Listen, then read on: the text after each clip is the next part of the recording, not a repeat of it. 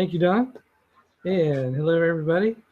We are going to talk about the frequently asked question number 3 on our website, livingtruthfellowship.org, tltf.org.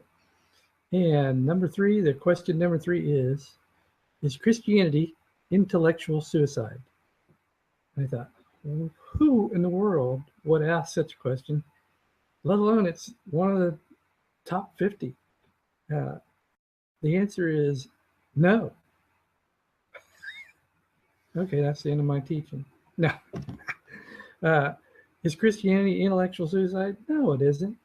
But you could say religion is intellectual suicide. Yeah, I'd go there. In fact, go to Jeremiah chapter 2 if you got your Bibles. I'll read it to you while you're looking.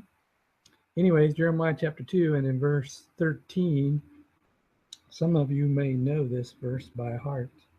It says in the King James Version, "For my people have committed 2 evils. They have forsaken me, the fountain of living waters, and hewed them out cisterns, broken cisterns that can hold no water."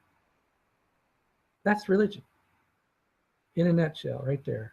They didn't have water towers back then. A cistern was a container that would hold a large but limited supply of water. While God is saying, hey, I'm a fountain. A fountain has an unlimited supply of water.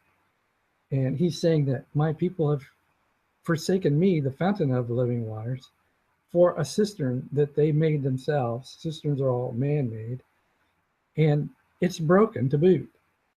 So talk about intellectual suicide. If you needed water and you had the choice of taking water from a fountain that has a never-ending supply, or I'll build my own little bucket here, or a cistern or whatever, and put some water in there and I'll use from that.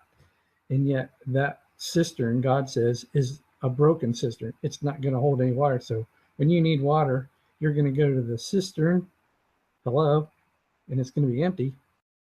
Talk about intellectual suicide. Fountain, cistern. Fountain, broken cistern.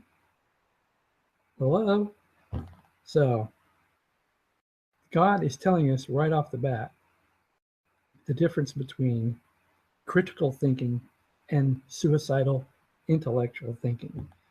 So Christianity is for the critical thinker. Truth seekers. Yeah, that's us. Rational thinkers. Those what's real, let's get real. So, and the way that a critical thinker gets real is he goes to the creator of life, God. And the way that we do that is through his word. That's the only way we know who he is. And we know all about him.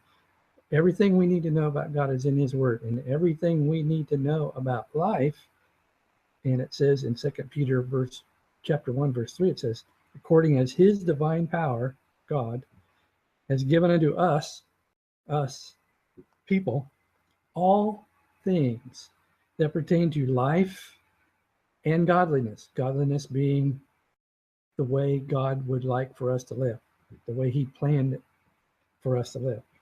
Through the knowledge of him. The knowledge of him we get through the scriptures. And he's called us to glory and virtue. The Bible contains everything we need to know about life now and the life which is to come. And there's going to be one. How do we know? He just told us. So intellectual suicide. Do you want a fountain or do you want a broken cistern? Well, I think a truth seeker would take the fountain every time. So think about it. If you'd like to know more about it, stay tuned because we're going to talk about it a little bit more. Or look us up at tltf.org. There's a whole lot of critical thinking going on there. God bless you.